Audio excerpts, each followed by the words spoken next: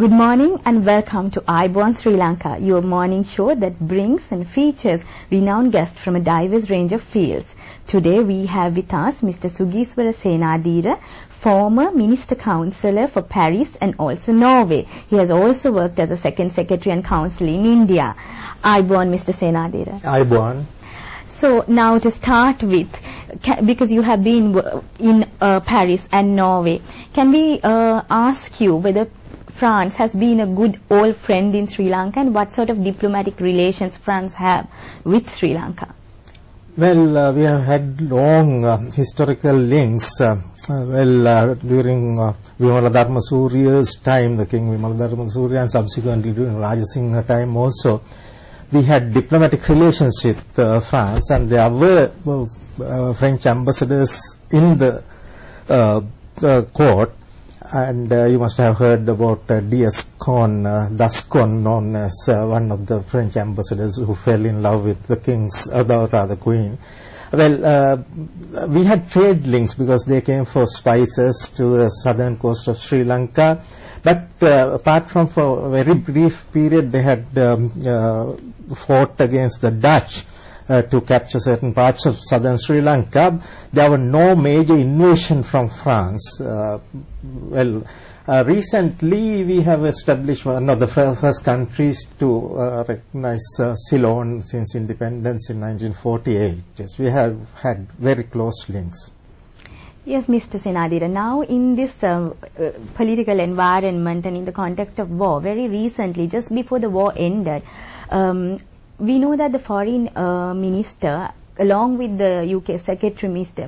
David Miliband, came and visited Sri Lanka. What was the purpose of this visit? Well, that was an unfortunate turn of events in Sri Lanka-France relations, because France that time was the president of the European Union. European Union, until the last month, they appointed a 3-year presidency after the Irish vote. Prior to that, European Union had a rotation system of presidency, and France was the president from January 1st to 30th of June last year. So, as the president of European Union and former colonial ruler, the Britain too joined in, and they wanted to send a special mission to Sri Lanka to prevent so-called mass-scale massacre of civilians, how they described in Sri Lanka, the situation in Sri Lanka then. So, in middle of May, they have sent these 2 emissaries. By then the government, fortunately, had decided this is a war against terrorism, and the president and the government was determined to eliminate terrorism from the soil of Sri Lanka. Hence, the president had told point blankly that we are unable to stop war at this juncture when we are about to eliminate terrorism. Yes, Mr. Senadhira, now also in this particular backdrop, right now things have also changed, and the resettlement of the IDPs also is taking place. So in this context, in your opinion, what is the perspective that France have about the human rights situation and with respect to resettlement of IDP? What is their opinion? They have in fact expressed the fullest confidence after the recent visits by the United Nations emissaries and also EU emissaries.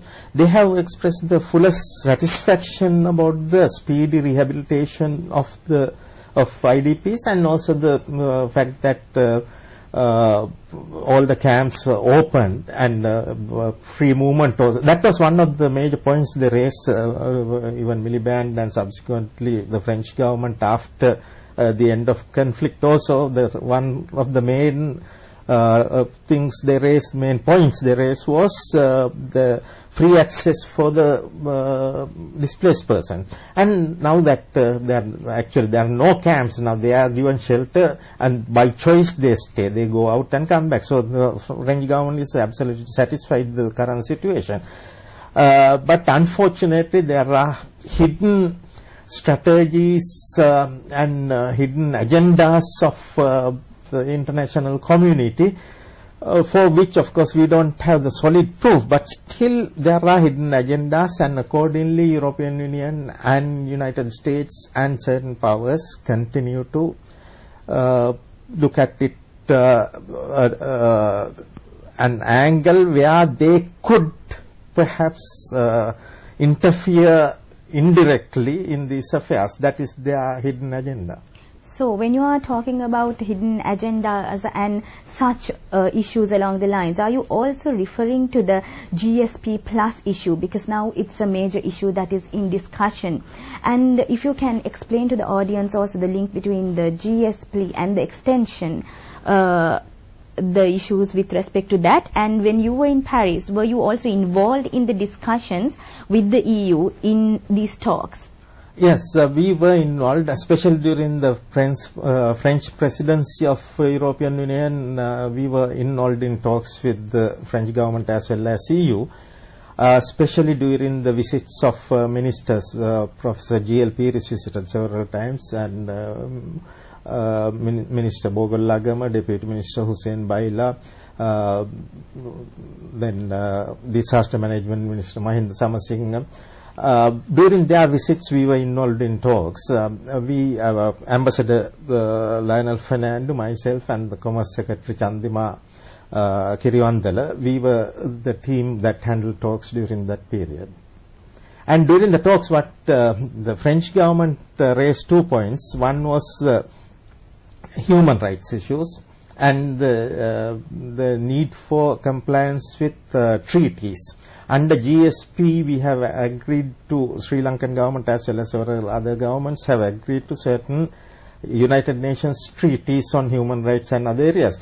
So, though we have ratified those treaties, they said that we have not fully implemented some of those treaties, especially the human rights treaties. But that was a misconception, and the reports they received from various sources, various partial sources, instead of impartial sources, they relied heavily on their ambassadors who were not fully informed of the situation, and either Tamil diaspora or the pro-LTT lobbies, and also unfortunately certain opposition politicians have briefed them about GSP without giving the full picture.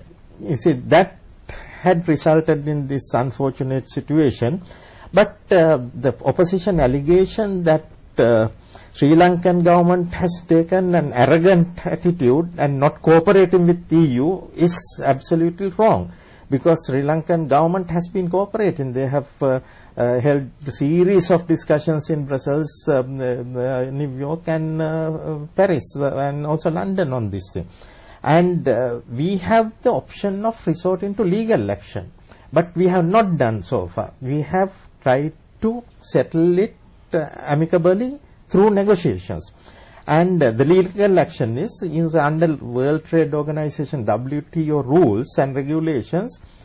Political issues cannot be linked to trade, and we are a signatory to WTO treaty, and so are the European Union.